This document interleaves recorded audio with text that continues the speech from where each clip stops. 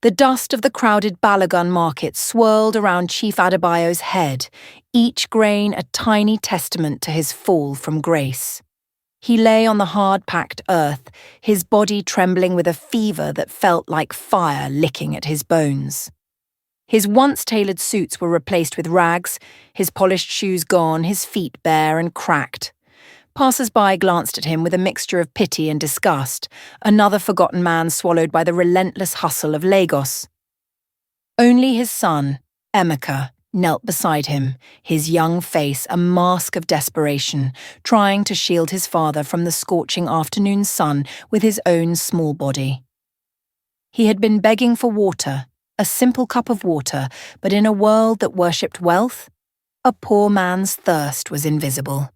Adebayo's throat was a desert, his vision blurred, and the sounds of the market, the haggling, the laughter, the blaring horns, faded into a dull, painful roar. He was dying, he thought, not from the fever but from a broken heart that had finally given up.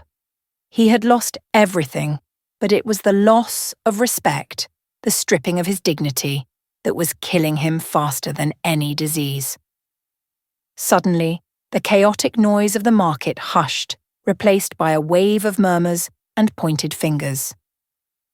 A convoy of gleaming black cars, so out of place in the dusty market, had parted the crowd like a ship slicing through water. The doors opened, and from the air-conditioned comfort of the lead vehicle stepped a woman.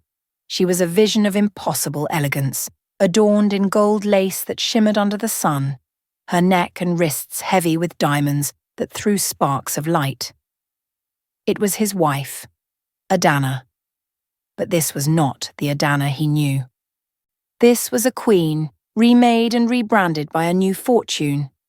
Beside her stood Chief Okoro, a man whose reputation for ruthless business and flamboyant wealth was known throughout the city. He placed a proprietary hand on her back, his laughter booming across the silence. Emeka's head shot up, his eyes wide with a desperate, childish hope. "Mother!" he cried out, his voice cracking. "Mother, it's us! Father is sick, please help us!" The crowd held its breath, their eyes darting between the woman in diamonds and the beggar in the dust. This was a drama better than any Nollywood movie. Adana's perfectly drawn eyebrows furrowed, not in concern but in annoyance, as if a fly were buzzing too close to her. She glided towards them, her expensive perfume cutting through the market's smell of sweat and spices. Chief Okoro followed, a smirk playing on his lips, enjoying the spectacle. She stopped a few feet away, looking down at the man on the ground as if he were a piece of trash marring her path. Adebayo, summoning the last of his strength, pushed himself up on one elbow. His voice was a dry, rasping whisper, barely audible. "Adana, my love, please," he croaked, his hand outstretched, fingers trembling. He wasn't begging for money or for a doctor. He was begging for a flicker of recognition, a sign that the years they had spent together, the family they had built, meant something. He searched her eyes for the woman he had married, the girl who had promised to stand by him in sickness and in health, for better or for worse. But the eyes that stared back at him were as cold and hard as the diamonds on her neck. They were the eyes of a complete and utter stranger. The moment stretched into an eternity. The entire market was watching, waiting for her response. Adana let out a small, theatrical gasp of disgust.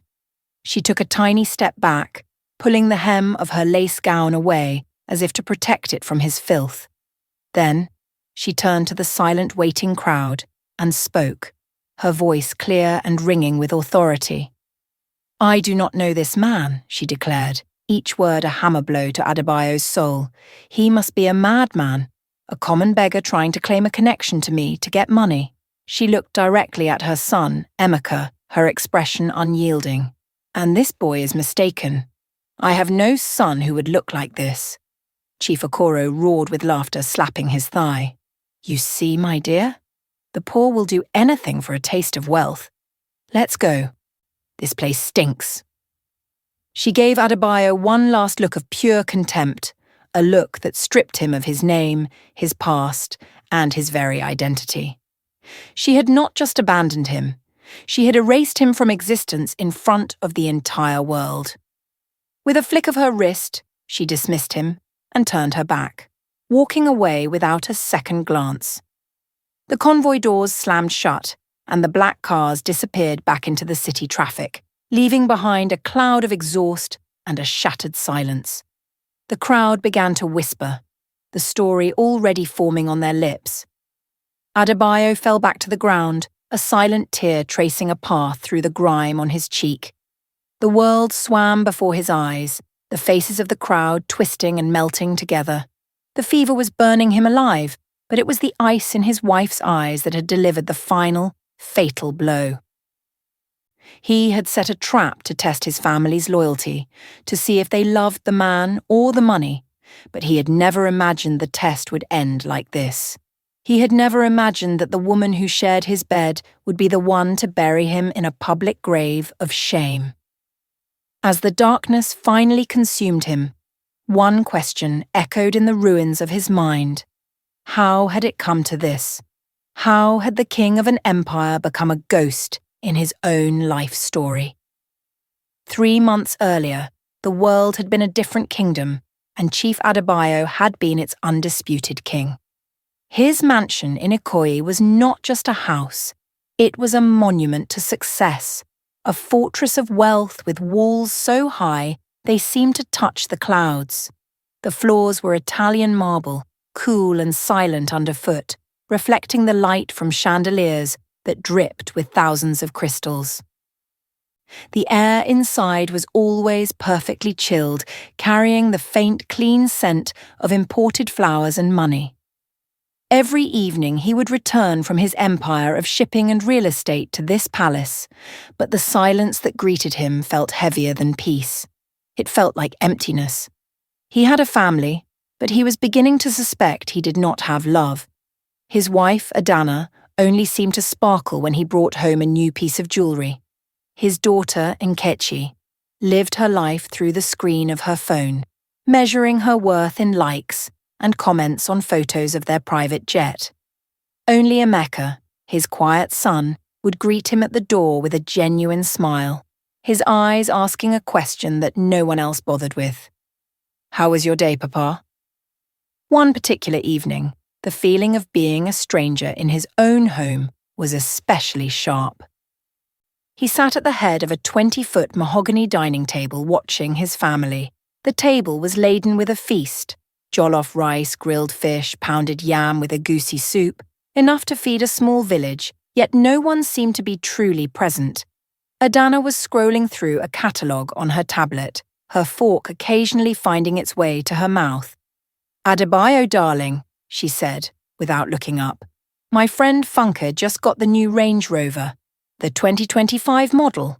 Mine is starting to look so dated."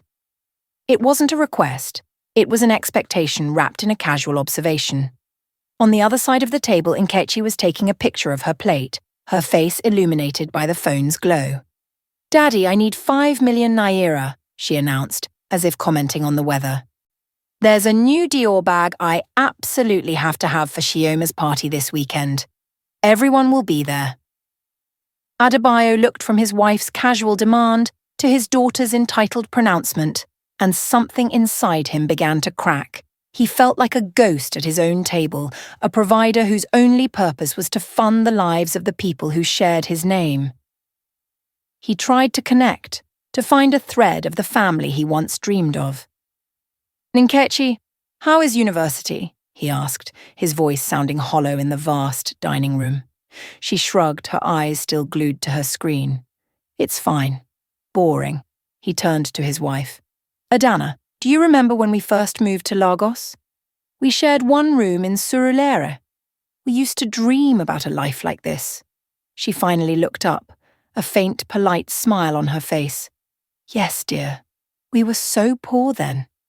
"Thank God those days are over," she said, before immediately returning to the pictures of shiny new cars.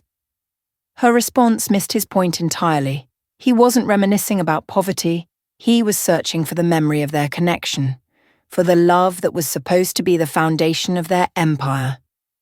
But it was clear that the foundation had long been paved over with gold and marble.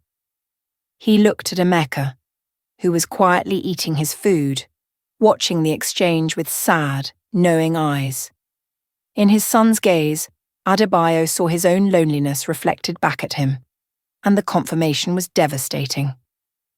That night, Adebayo couldn't sleep. He walked through the silent halls of his mansion, his bare feet cold on the marble floors. He passed room after room filled with expensive furniture, art and technology, but none of it offered any warmth. He stood by the large window in his study, looking out at the glittering lights of Lagos. He had conquered this city, built an empire from dust and dreams, and earned the respect of powerful men. But in his own home, he was not a husband or a father. He was a bank, a resource, a means to an end. The thought was a poison, seeping into every part of him. What would happen if the bank suddenly closed, if the resource dried up? If the endless river of money stopped flowing, who would remain by his side? Would Adana still call him darling? Would Nkechi even look up from her phone? Or would they all disappear like vultures, leaving a carcass that no longer had any meat? A desperate, dangerous idea began to form in his mind, a final, painful test to uncover the truth, no matter how ugly it might be. He made his decision before the first light of dawn broke the horizon. He picked up his most secure phone, the one he used for only the most critical business, and dialed a number known to only one other person in the world, Mr. David, his lawyer and most trusted confidant for over 30 years. The old man answered on the first ring, his voice sharp with concern. "Oga, is everything all right?" Adebayo took a deep breath, the cold air of the study filling his lungs. "David," he said, his voice steady and resolute, "I need you to listen very carefully. We are about to sink the ship. I want you to start the process immediately. Liquidate the visible assets, freeze the public accounts, and spread the word that I am ruined. Total financial collapse. No one, and I mean no one, can know that it is a lie. Not even my family." There was a stunned silence on the other end of the line. Adebayo knew what he was asking was insane. It was time to set fire to his own kingdom, just to see who would stay to search for him in the ashes. The test had begun. The morning Adebayo chose to detonate the bomb was deceptively beautiful. Sunlight streamed into the breakfast room, making the gold-rimmed plates glitter. He gathered his family, his face a carefully constructed mask of sorrow and exhaustion. Adana was already impatient, tapping her long manicured nails on the table. "Adebayo, what is it? I have a spa appointment at 10. Nkechi was, as usual, lost in her phone. Only Emeka looked at his father with genuine concern. "I have something to tell you all," Adebayo began, his voice heavy. "There is no easy way to say this. The company, it's gone. Everything is gone." He explained a fabricated story of a catastrophic deal, a betrayal by a foreign partner, and banks that had called in every loan at once. "The ships have been seized," he lied. "The accounts are frozen. We have lost everything. This house, the cars, all of it will be taken by the end of the week." The silence that followed was not one of shock or sympathy. It was the dead, cold silence of a power outage. The light had been switched off and they were plunged into a darkness they had never known. Nkechi was the first to break. She looked up from her phone, her face contorted in disbelief and rage. "What do you mean, gone?" she shrieked, standing up so fast her chair scraped loudly against the marble floor. "Are you joking? This has to be a joke. My trip to Paris next month, my followers. What am I supposed to tell people?" Her panic was not for her family's well-being, but for the immediate destruction of her social status. Adana was pale, her hand frozen halfway to her cup of coffee. "Adebayo, stop this foolishness," she said, her voice dangerously low. "You are the great Chief Adebayo. You don't just lose everything. Fix it. Call your contacts. Call the president. Do something. Her reaction was not that of a partner ready to face a storm, but of a customer whose service had been unacceptably interrupted. She saw him not as her husband in crisis, but as a machine that had suddenly broken down. Through it all, Emeka remained silent, his eyes fixed on his father. He walked over and placed a small, steadying hand on Adebayo's arm. "It's okay, Papa," he whispered. "We will be okay." The weight of their reactions settled on Adebayo like a physical shroud. He had expected disappointment, perhaps even anger, but the sheer, naked selfishness of it was a slap in the face. Adana began pacing the room, her initial shock morphing into a venomous fury. "How could you let this happen?" she spat, her words like poisoned darts. "All these years, I thought I married a powerful man, a king, but you are just a fool. You have destroyed me. You have destroyed my life." Nkechi was openly sobbing, but her tears were for her lost lifestyle. "I hate you," she screamed at Adebayo. "You've ruined everything. I wish you were dead." The words, born of spoiled entitlement, still had the power to wound him deeply. He looked at the two women he had given his life to, the pillars of his home, and saw nothing but contempt in their eyes. They weren't mourning a shared loss. They were blaming him for taking away their toys. He felt the last remnants of warmth in the grand room evaporate, leaving behind a chilling, unbearable emptiness. They had already failed the first part of his test. He took a deep breath, steeling himself for the next phase. "There is one place we can go," he said, his voice devoid of emotion. "My father's old house in the village. It is all we have left." If he thought their reactions were bad before, it was nothing compared to the explosion that followed. "Village!" Adana shrieked, laughing a humorless, hysterical laugh. "You want me, Adana Adebayo, to go and live in a mud hut, with mosquitoes and no running water? Have you gone completely mad? I would rather die." Nkechi stared at him, her face a mask of horror. "The village? Where they don't even have internet? Never. I will not go. I'll go and stay with my friend Kioma. Her family is still rich." She was already reaching for her phone, ready to abandon ship at the first sign of trouble. The battle lines were drawn. For them, family was not a bond. It was a contract based on comfort and luxury, and he had just declared bankruptcy on their entire relationship. They were not his partners in life.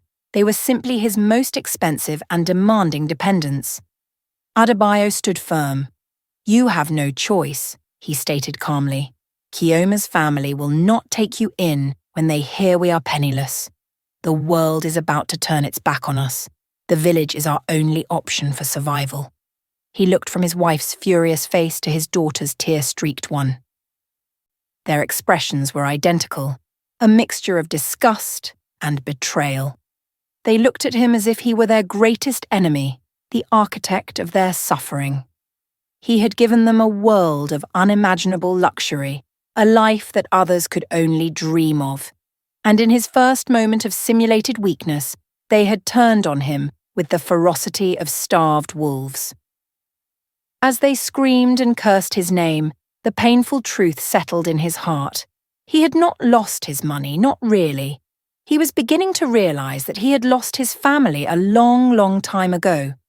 The only question left was whether there was anything, even a single ember of love, left to save in the wreckage. The journey to the village was a descent into a hell of their own making. The gleaming air-conditioned cars were gone, replaced by a dusty, rickety bus that groaned under the weight of its passengers and their cargo of chickens and yams.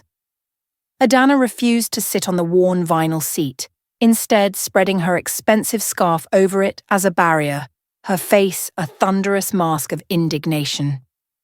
Nkechi sat with her arms crossed, headphones on, but no music playing, trying to create a bubble of denial around herself. Every bump in the road, every stop to pick up another villager, was a fresh torment. When they finally arrived, the reality was worse than their worst fears. The house was a small two-room structure made of sun-baked mud bricks with a rusted corrugated iron roof. A few curious chickens pecked at the dry earth in the compound. The air was thick with the smell of wood smoke and damp earth. This was not just a downgrade, it was an obliteration of their entire existence. "This is a tomb," Adana whispered, her voice trembling with rage as she stared at the humble dwelling. "You brought me here to bury me alive." Inside, the house was dark and smelled of disuse. Cobwebs hung from the rafters like ghostly decorations, and the floor was bare earth, swept clean but still dusty. The only furniture was a simple wooden table and two rickety chairs. There was no electricity, no plumbing, just a pit latrine, a short walk away behind a cluster of plantain trees. Nkechi took one step inside, then recoiled as if she had been burned.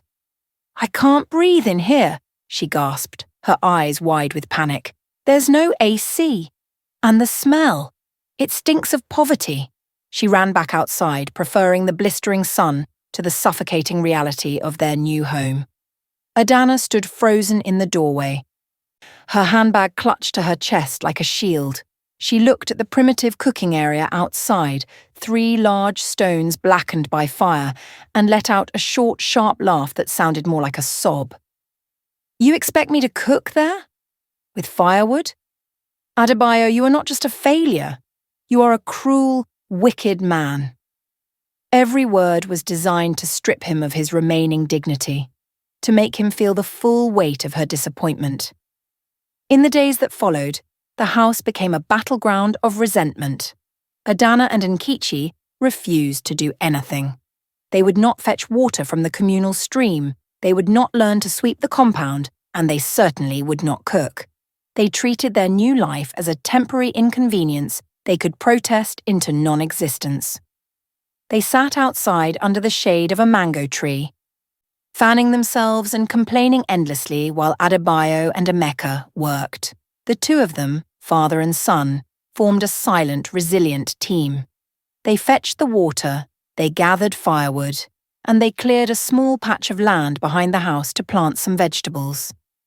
Adebayo, who hadn't done a day of manual labour in 30 years, found his hands blistering and his back aching. But in the shared struggle, he found a connection with Emeka that had been buried under years of wealth. They would work together under the hot sun, sharing a look of understanding that needed no words. Emeka never once complained. He adapted with a quiet grace that shamed the bitter inaction of his mother and sister, his loyalty a small, steady light in the suffocating darkness. The village watched them with curious eyes. They saw the great Chief Adebayo, the man whose name was once whispered with awe, now reduced to a simple farmer. They saw his beautiful wife and daughter, who sat like statues of pride, refusing to bend to their new reality. The village women tried to befriend Adana, to teach her the ways of their life, but she rebuffed them with cold disdain, seeing them as beneath her. "Leave me alone," she would hiss if they approached. "I am not one of you." Nkechi was even worse, treating the curious village children who stared at her like insects to be shooed away.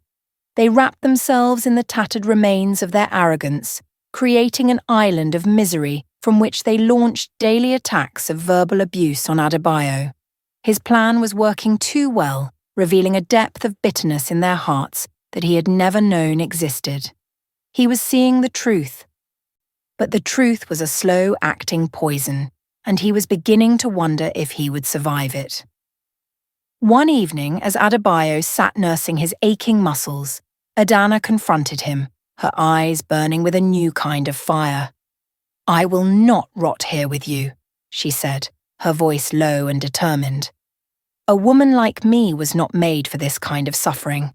I will find a way out of this pit you have dragged me into, and when I do, I will not look back." It wasn't a threat, it was a promise. She was officially declaring her independence from their shared struggle, from their marriage, and from him. He looked into her eyes and saw no trace of the woman he had married, only a cold, hard survivor who would do anything to reclaim her throne. The line had been drawn not in the sand, but in stone. As she walked away, a profound sense of loss washed over him. A feeling that the real storm was only just beginning. If you're enjoying this story so far, don't forget to subscribe, like, and share with your friends. I'm curious to know, what would you have done in this situation? Let me know in the comments below.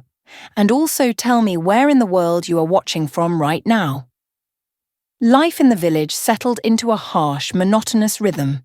The sun would rise, painting the sky in hues of orange and red, and with it came the chorus of crowing roosters, a sound that Adana claimed gave her a headache every morning.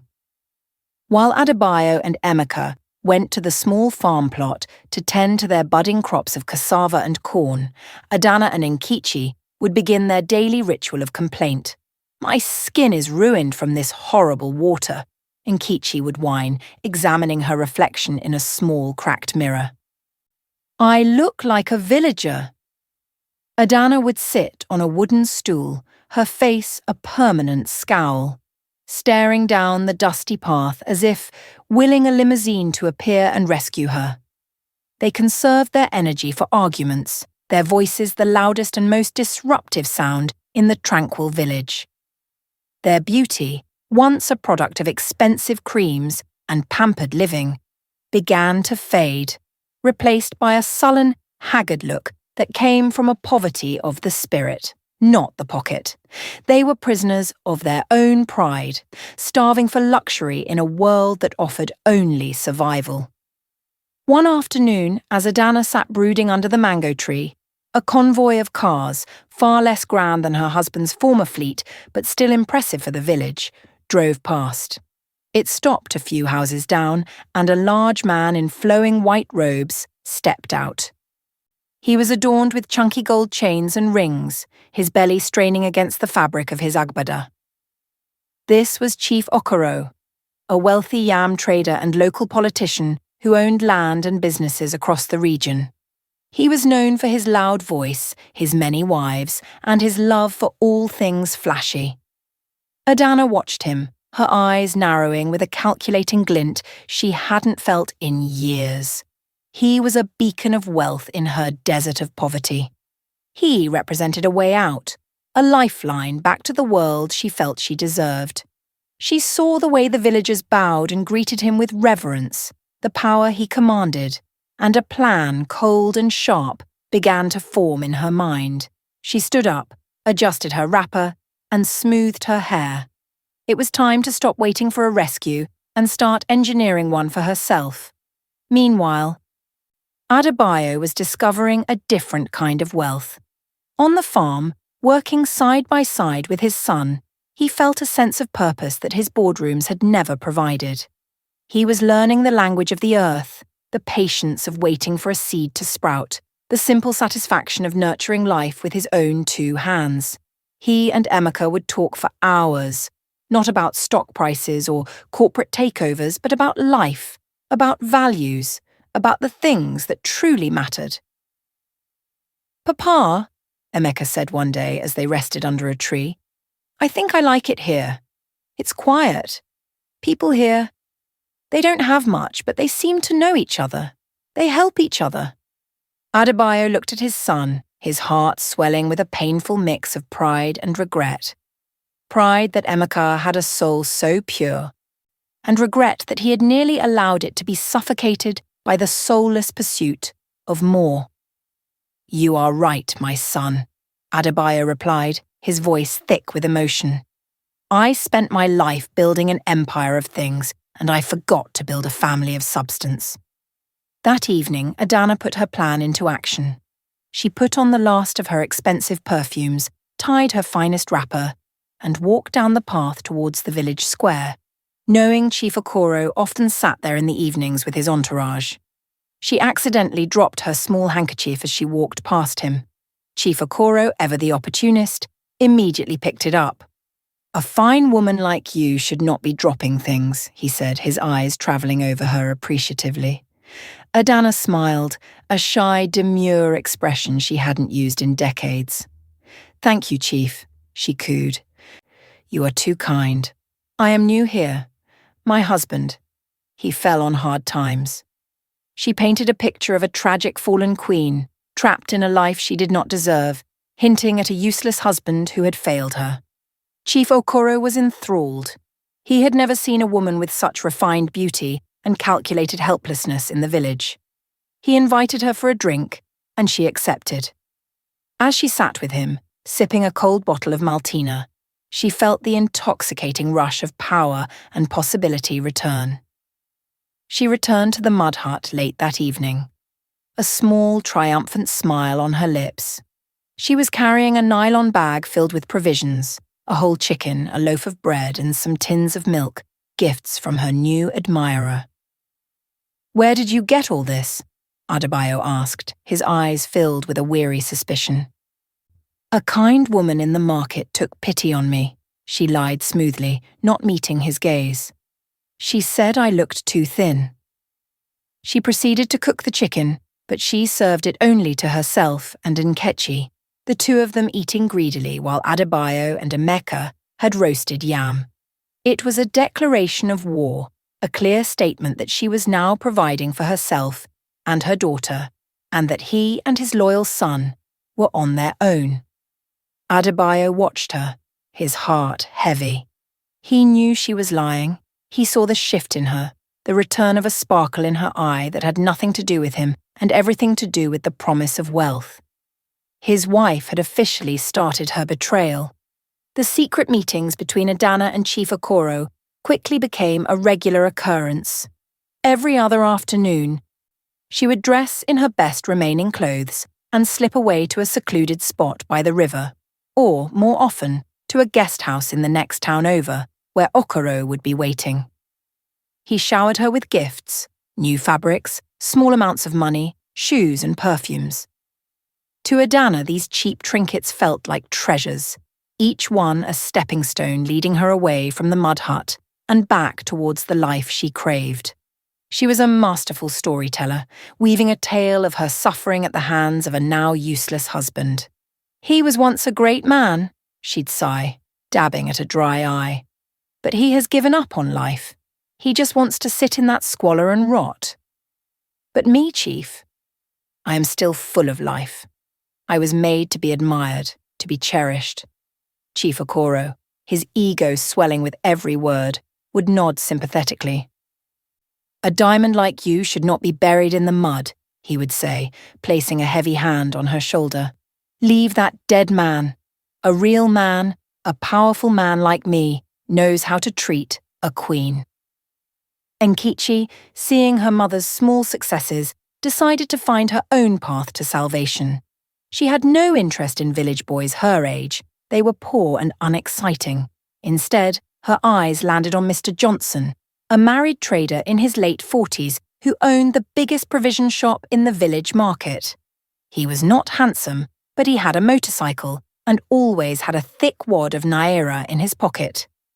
Nkechi started visiting his shop, using her city girl charm and wearing her most revealing tops. She would lean on the counter laughing at his crude jokes, making him feel like a king. It didn't take long for Mr. Johnson, a man bored with his simple village wife, to fall into her trap. He started giving her things for free: biscuits, soap, body cream.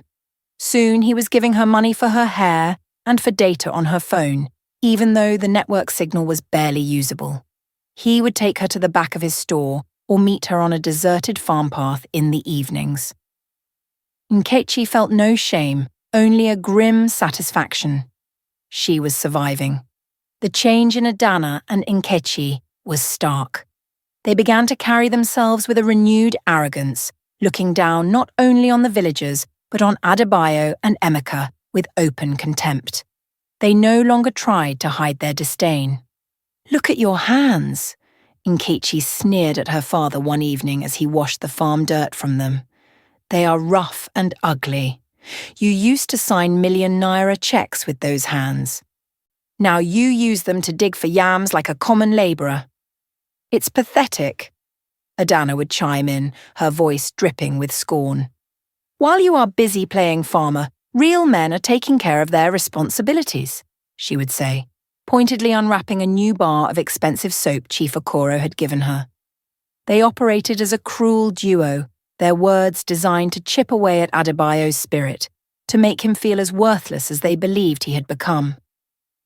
They were punishing him for their fall, and their cruelty seemed to have no limits. They were no longer his family, they were his tormentors living under his roof. Emeka saw everything.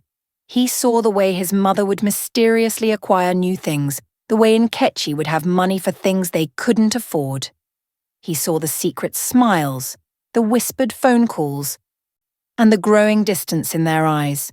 His heart ached for his father, who absorbed their insults with a quiet, heartbreaking dignity. One afternoon, Emeka followed his mother. He hid behind a thicket of bushes and watched as Chief Okoro met her by the river. He saw the chief hand her a bundle of cash, saw him hold her in a way that no man should ever hold another's wife. He saw his mother laugh, a happy, carefree sound he hadn't heard since they left Lagos. The sight was a knife in his young heart. He ran back to the house, his mind reeling. He didn't know what to do. To tell his father would be to break his heart completely, but to stay silent felt like a betrayal of his own. He was trapped in a web of deceit, a silent witness to the slow and painful destruction of his family. That night, a heavy rainstorm swept through the village, and the rusty iron roof of their hut began to leak. Drips of muddy water fell onto the floor, creating small puddles. Adebayo and Emeka rushed to place buckets and pans to catch the water, working together in the dim lantern light.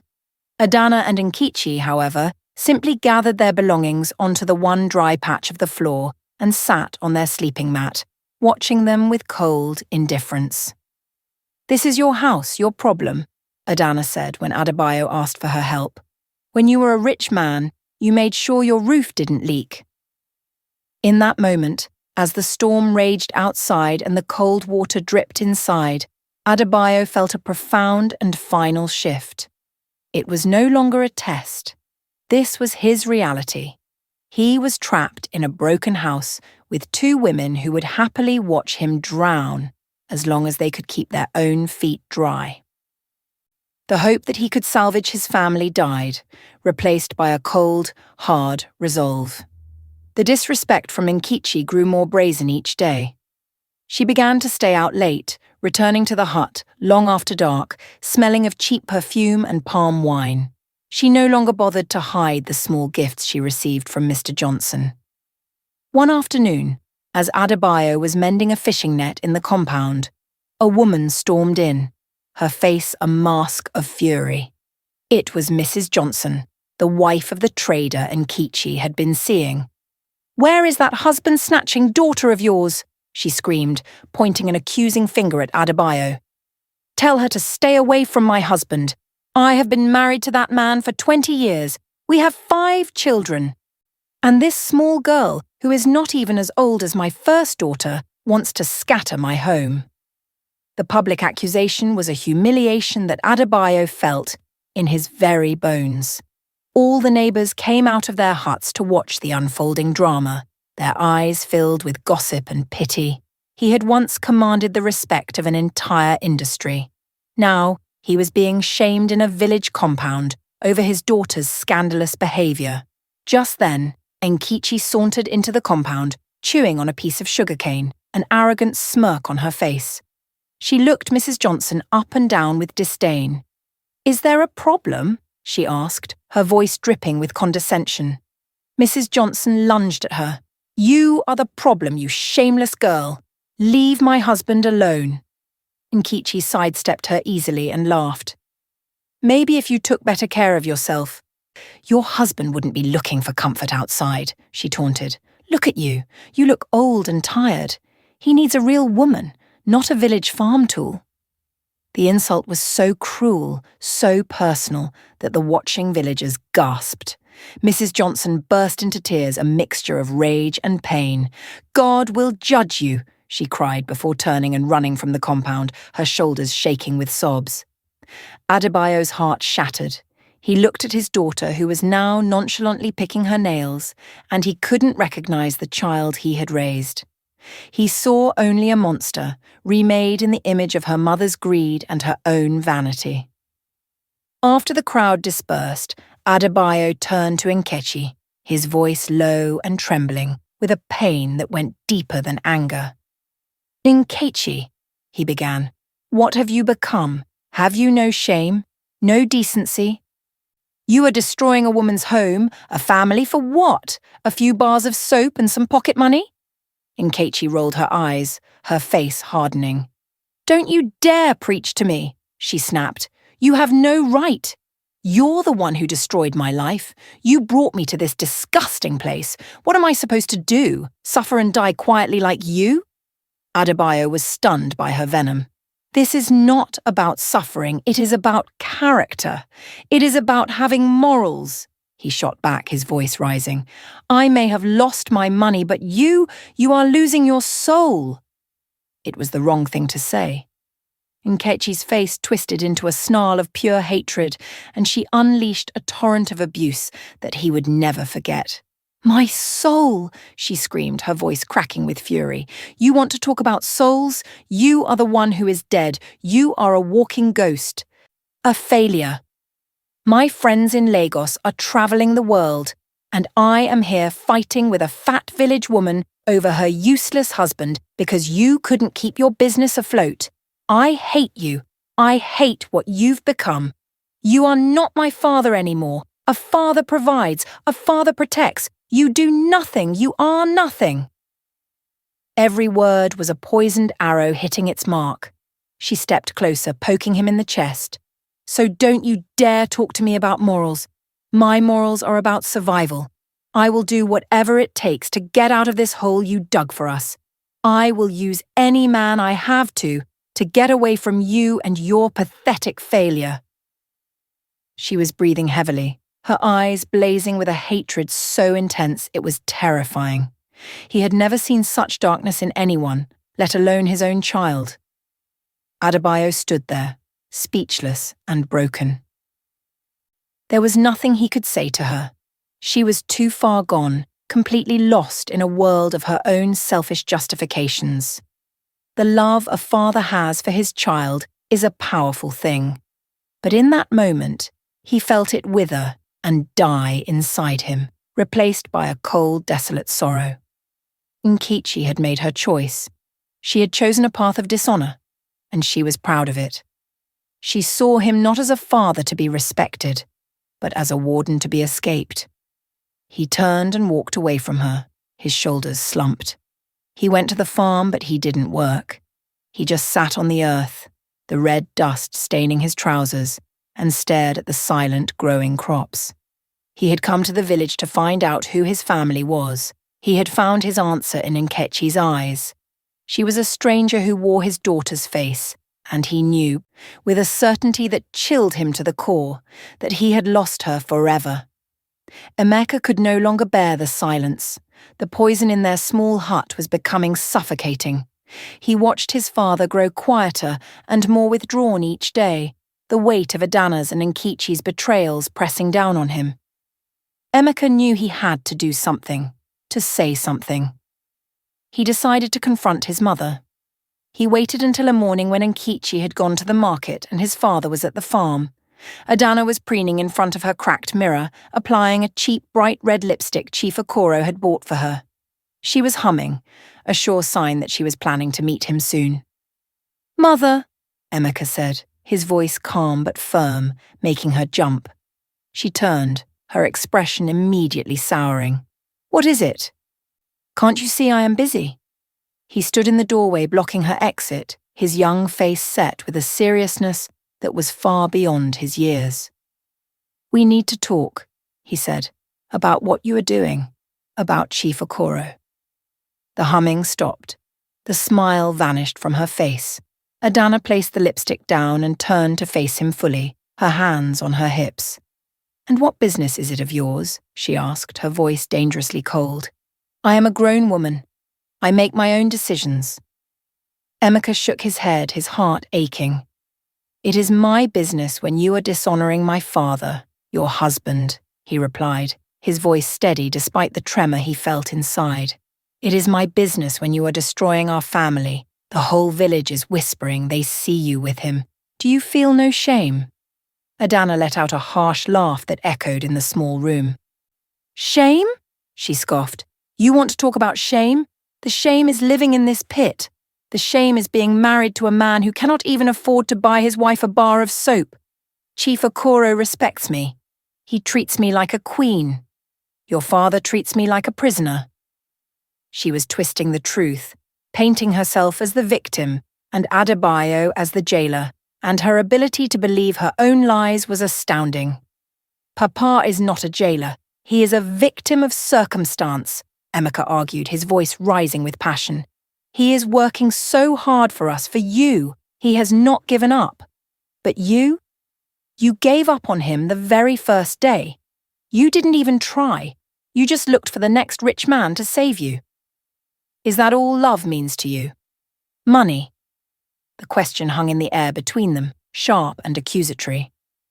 For a moment, a flicker of something. Was it guilt? Crossed Adana's face, but it was gone as quickly as it appeared, replaced by a wall of hardened defiance.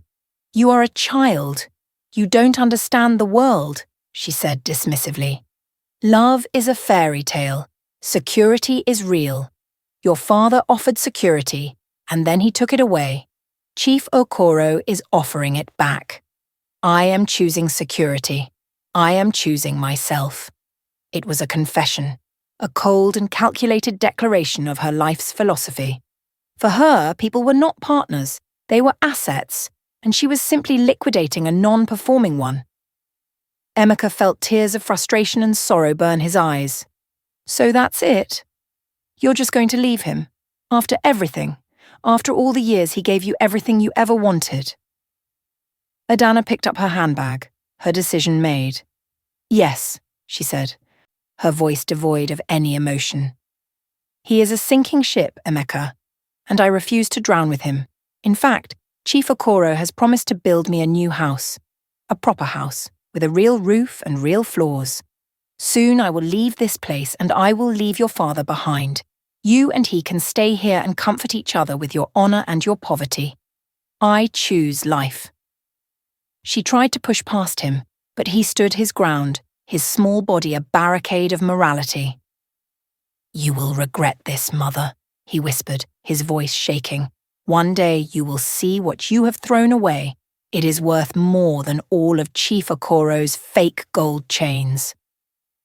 For the first time, Adana's composure cracked. She raised her hand and slapped him hard across the face, the sound sharp and ugly in the quiet hut. "Do not speak to me like that," she hissed, her eyes blazing with fury. "I am still your mother." Emeka stood his ground, the red mark on his cheek a testament to her cruelty. He did not cry. He just looked at her, his eyes filled not with fear, but with a profound and terrible pity. "No," he said softly. "A mother would not do this." The truth of his words hit her harder than her own slap. She stared at him for a long moment, then, without another word, she pushed him aside and stormed out of the hut, walking quickly down the path, not looking back. Emeka watched her go, the sting on his cheek, nothing compared to the agony in his heart. He had tried to appeal to the woman she once was, but it was clear now that that woman was truly gone, replaced by a stranger driven by a hunger that could never be satisfied. What an intense and emotional chapter. Have you ever seen something like this happen before in real life? It's heartbreaking to see a family fall apart this way. If you're feeling the emotion of this story, please show your support by hitting that like button. And don't forget to subscribe so you don't miss what happens next. The story is far from over. Adana's world, which she believed was on the rise, was about to come crashing down in the most public and humiliating way possible. Her relationship with Chief Okoro had made her bold and careless. She felt untouchable, believing she had outsmarted the village and her own pathetic husband. One morning she was walking to the market, humming a tune, feeling pleased with herself. Suddenly her path was blocked by a group of 4 formidable-looking women. The one in the lead, a tall woman with eyes that seemed to spit fire, was Ijoma, Chief Okoro's first and most senior wife. "So," Ijoma began, her voice dangerously calm, "this is the city witch who has been stealing my husband's senses and his money." Adana, initially startled, quickly regained her composure. "I don't know what you're talking about," she said, trying to push past. "You are mistaken." Ijoma grabbed her arm, her grip like iron. "Oh, I am not mistaken," she snarled. "We know everything. We know about the guest house, the gifts, the lies. You think you are special? You are just the latest in a long line of foolish women he has deceived?" Adana tried to pull her arm free, her pride stung. "Let go of me, you local woman," she hissed. "Your husband chose me. He is tired of you old, worn-out wives. He wants a real queen, not a collection of village hens." The insult was a grave miscalculation. Ijoma and the other wives let out a collective roar of outrage. In the next instant, the market path turned into a wrestling ring. They descended on Adana, grabbing her wrapper, pulling at her hair, their voices raised in a torrent of angry curses. Dust flew everywhere. Adana, who had only ever fought with words, was completely overwhelmed. She shrieked and flailed, but she was no match for 4 strong, furious women. Her wrapper was torn, her hair was dishevelled, and she received a stinging slap on her cheek. The entire market stopped to watch, and soon a large crowd had gathered, laughing and cheering as the proud city woman got her comeuppance. It was a spectacle of utter humiliation, a brutal stripping of the arrogant persona she had so carefully constructed. Eventually, some men from the market intervened and pulled the women apart. Adana, breathing heavily, her body trembling with shame and rage, hastily retied her torn wrapper and fled the scene, the laughter of the crowd ringing in her ears. She didn't run home. She ran straight to the guest house where Chief Okoro was waiting for her, her mind set on revenge. She burst into the room without knocking, her appearance wild and dishevelled. "Your wives!" she screamed at him, her voice hysterical. "They attacked me, in the market, in front of everyone. They called me a fool and said you were deceiving me. They said your gold is fake." Okoro, who was lazily eating a plate of pepper soup, looked up, annoyed by her frantic entrance. He wiped his mouth slowly. "And you believed them?" he asked calmly, his lack of concern infuriating her. "Of course I didn't believe them," she lied. "But you have to do something. You have to punish them. You have to defend my honor." Chief Okoro sighed and stood up, his demeanor changing. The charming, sympathetic man she knew was gone, replaced by a cold, intimidating stranger. "Defend your honor?" he asked, a cruel smirk on his face. "What honor is that?" "The honor of a woman who abandons her husband the moment he becomes poor. You have no honor, Adana." She stared at him, stunned into silence. What did you say?" He stepped closer, his voice dropping to a low, menacing tone. "You heard me. You think I am a fool? You think I wanted to marry you? I was just having some fun. A woman who can be bought so cheaply with a few yards of cloth and some empty promises has no value. You are cheap. You left your husband, the father of your children, for me. What makes you think you wouldn't leave me for the next man who is richer?" His words were more brutal than any slap. He was voicing the very thoughts she had suppressed, exposing the ugly truth of her own character. Adana recoiled as if he had struck her. All her dreams, the new house, the life of a queen, all of it evaporated in an instant, revealed as a fool's fantasy. She had traded her family for this man, for this moment of total and complete degradation. "So, you were just using me?" she whispered, her voice barely audible. "Of course," he sneered, "just like you were using me. The difference is, I knew the game we were playing. You were foolish enough to believe it was real. Now get out of my sight. I am tired of you. Go back to your poor husband. That is where you belong." He threw a few crumpled naira notes on the floor. "Here, for your torn wrapper. Don't come back here again." Adana stared at the money on the floor, then at his cold, dismissive face, and something inside her finally broke. She turned and stumbled out of the room, her heart a black hole of shame. The villagers' laughter had been humiliating, but this was soul-destroying.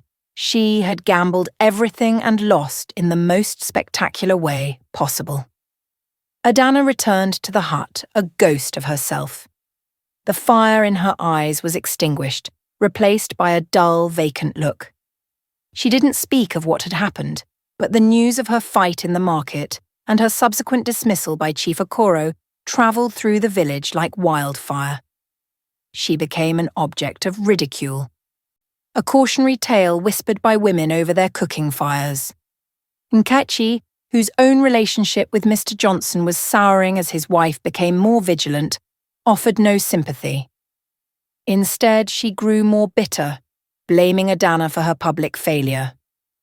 "You couldn't even secure one rich chief?" she mocked. "Now the whole village is laughing at us. You are as much of a failure as he is." The small hut, already filled with tension, now became a suffocating chamber of female resentment, with Adebayo and Emeka caught in the crossfire. Adebayo watched his wife, seeing not a victim, but a woman finally facing the consequences of her choices. He felt a profound pity for her, but the love that might have inspired him to comfort her had long since died. It was during this time that Adebayo began to feel unwell. He was tired all the time. His body ached, and a persistent fever began to cloud his mind. It was malaria, worsened by fatigue and a broken spirit. Yet, he continued to work on the farm, forcing his weakened body to move, knowing that if he stopped, they would have nothing. Emeka grew increasingly worried, begging his father to rest, but Adebayo stubbornly refused.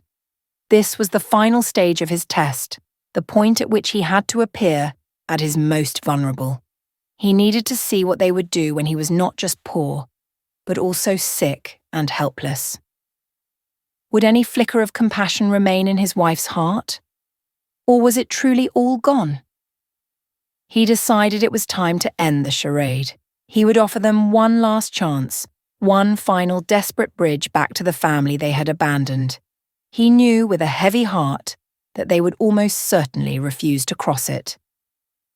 One morning, when his fever was high and his body was trembling, he called Adana and Nkechi to sit. "I have found a job," he said, his voice weak but clear. "Back in Lagos. It's not much. I will be working as a security man at a big company. The pay is small, but it is a start. A way out of here." He paused, looking directly at Adana. "I am leaving tomorrow with Emeka. I want you to come with me, Adana. We can start over. It will be hard, but we will be a family again." The reaction was instantaneous and brutal. Adana looked at him as if he had grown a second head, and then she burst into a loud, mocking laugh. "A security man?" she screeched, her voice filled with derision. "You? Chief Adebayo? A gateman? Oh, you are truly finished. You want me to follow you to Lagos to live in a boys' quarters and answer Madam Security?" She shook her head, her laughter turning to a sneer. "No, thank you.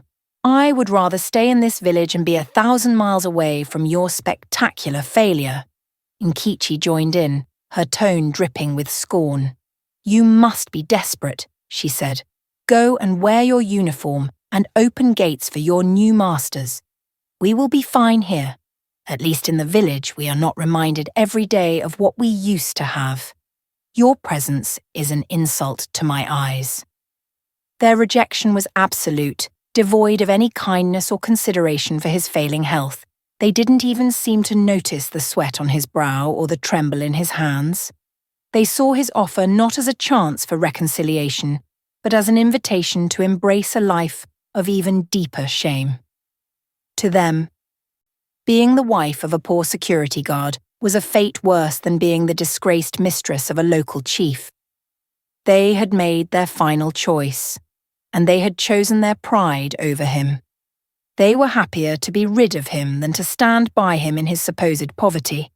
Adebayo nodded slowly, a profound sadness settling over him. It was done. He had given her the chance to choose him, the man, over any promise of wealth, and she had thrown it back in his face with laughter. "So be it," he whispered, his voice hoarse. "Pack your things, Emeka. We leave at dawn." That evening, as Adebayo and Emeka packed their few belongings into a small bag, Adana and Nkechi celebrated. They cooked the last of their good food, laughing and talking about the freedom they would now have. "Finally," Adana said, raising a cup of water in a mock toast. "No more long faces and lectures about morality. We are free."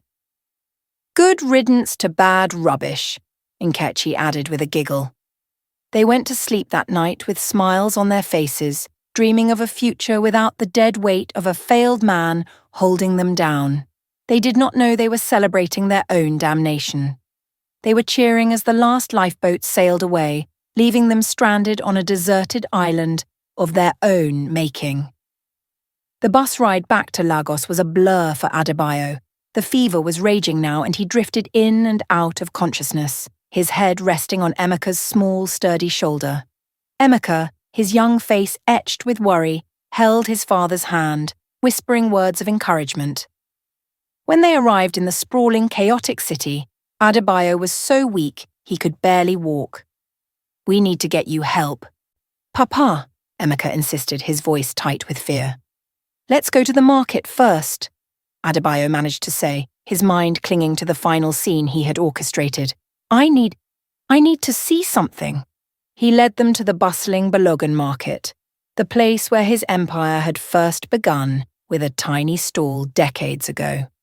He wanted the story to end where it began, but his body gave out.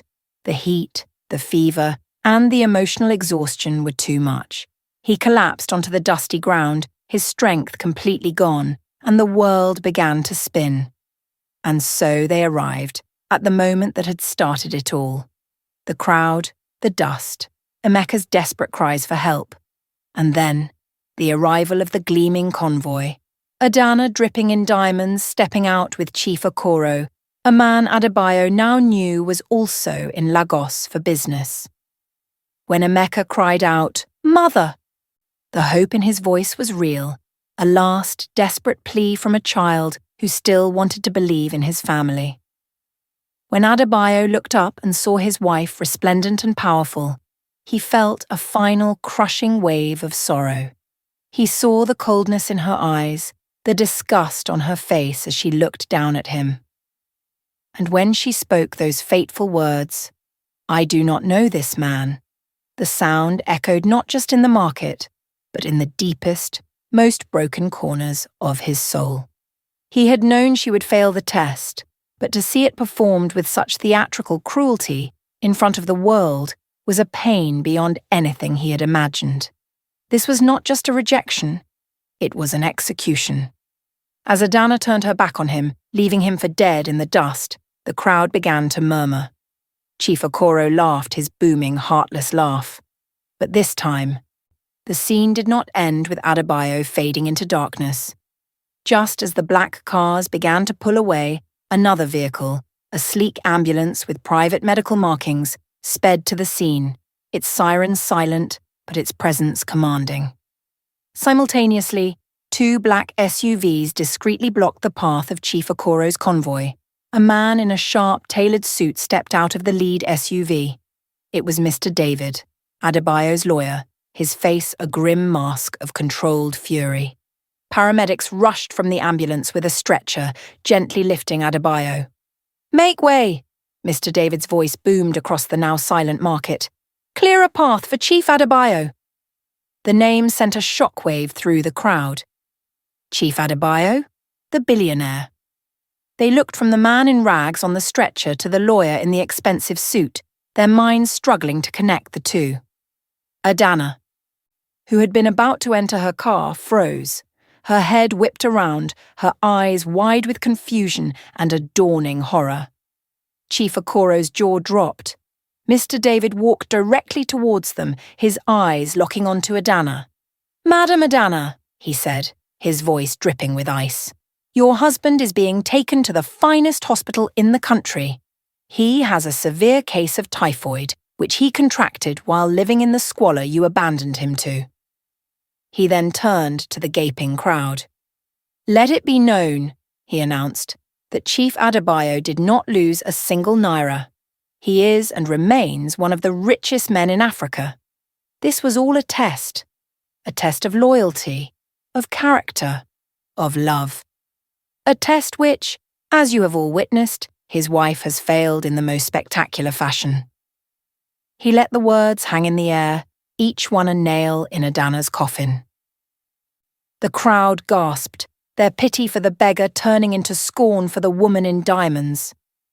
Adana stumbled backwards, her hand flying to her mouth, a strangled sound escaping her lips. "No, no, it can't be," she stammered, her face ashen. The diamonds on her neck suddenly felt like a hangman's noose. She looked at the man on the stretcher, at his closed eyes, and she finally understood. The security man job, the village, the poverty, it was all a lie. A grand, elaborate lie designed to expose the truth of her heart, and she had walked right into the trap, playing her part to perfection. Chief Okoro, realizing he was now associated with a monumental scandal, quickly distanced himself, shoving her aside. "I don't know this woman," he shouted, before ordering his driver to flee the scene. Adana was left standing alone, the whispers of the crowd turning into a roar of judgment. She had disowned her husband in public, and now the truth had disowned her in return. She had traded a king for a jester and lost everything. Chief Adebayo recovered in a private hospital suite that looked more like a 5-star hotel. The finest doctors attended to him, and within a week the fever was gone, though a deep weariness remained in his soul. Emeka never left his side, reading to him, talking to him, his presence a constant soothing balm. Mr. David handled everything else. The news of Chief Adebayo's loyalty test became the biggest story in the country. Newspapers and blogs were filled with details of Adana's and Nkechi's behaviour, culminating in the dramatic scene at the market. They were vilified, becoming symbols of greed and faithlessness. Chief Okoro and Mr. Johnson publicly denied any deep involvement, painting the women as desperate schemers, leaving them utterly alone and without allies. Back in the village, they were treated as outcasts, shunned by the very people they had once looked down upon. Their shame was absolute. They had nothing and no one. When Adebayo was strong enough, Mr. David brought him a stack of legal documents. "These are the divorce papers, Oga," he said gently, "and I have drafted a notice of disownment for Nkechi. You just need to sign." Adebayo looked at the papers, his mind replaying the last few months. He thought of Adana's cold eyes, her cruel laughter. He thought of Nkechi's venomous words, the hatred she had spewed at him. He felt a pang of sorrow for the family he wished he had, but no hesitation for the one he was now dissolving. With a steady hand, he signed his name, severing the legal and emotional ties that had bound him to them for decades. He made one final provision. The mud hut in the village and the small farm plot were legally signed over to Adana. "Let her have the life she said she preferred," he told Mr. David. "She is no longer my concern." As for his vast empire, he signed another document, making Emeka the sole heir to everything, with Mr. David as a trustee until he came of age.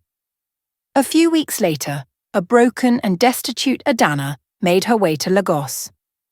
Nkechi was with her, her face sullen and stripped of all its former arrogance. They had managed to get an appointment to see Adebayo, begging for one last chance to plead their case. They were ushered not into his new mansion, but into a sterile, impersonal boardroom in one of his office buildings. Adebayo was already there, seated at the head of a long table, Emeka by his side. He looked regal in a simple but elegant traditional attire, his health restored, his eyes clear and calm. The sight of him, so powerful and composed, was a shock. Adana burst into tears, falling to her knees. "Adebayo, my husband, please!" she wailed. "Forgive me. I was a fool. I was blind. The poverty, it made me crazy. Please take me back." Nkechi too was crying. "Papa, I'm sorry," she whispered. "I didn't mean those things I said. Please give me another chance." Adebayo listened to their pleas, his expression unreadable. For a moment, Adana allowed herself a flicker of hope, but when he finally spoke, his voice was calm and final, with no trace of anger or love, only a vast, empty distance. "There is nothing to forgive," he said, "because the people you are apologizing to no longer exist. The husband you betrayed and the father you cursed died in that village. I am a different man now, and he said, placing a hand on Emeka's shoulder, "is my only family." He stood up. "The divorce is final. Nkechi, you are no longer my daughter. I wish you both the life you have chosen." He turned to leave, Emeka following him. "No!" Adana screamed, scrambling to her feet. "You can't do this to us. Where will we go? What will we do?" Adebayo paused at the door but did not turn around. "You were so eager to be free of me," he said softly. "Now you are. Goodbye, Adana." And with that, he walked out of the room and out of their lives forever. Adana and Nkechi were left in the empty boardroom, their sobs echoing in the silent, air-conditioned space. They had played the game of wealth and lost spectacularly. They had chased after glittering trinkets and thrown away a diamond. In their blind pursuit of a life of ease, they had forgotten the simple, unbreakable truth that every folktale teaches. That character is the only currency that never loses its value. As they faced a future of poverty and shame, they were left with nothing but the haunting memory of their own choices. Miles away, Adebayo and Emeka stood on the balcony of their new home, looking out at the city lights. "I'm sorry it had to be this way, my son," Adebayo said quietly. Emeka leaned against him. "You taught me what truly matters, Papa," he replied. "It's not what you have, but who you are." Adebayo put his arm around his son's shoulders, his heart finally at peace. The storm was over. He had lost a queen and a princess, but he had found his son, and in doing so, he had found himself.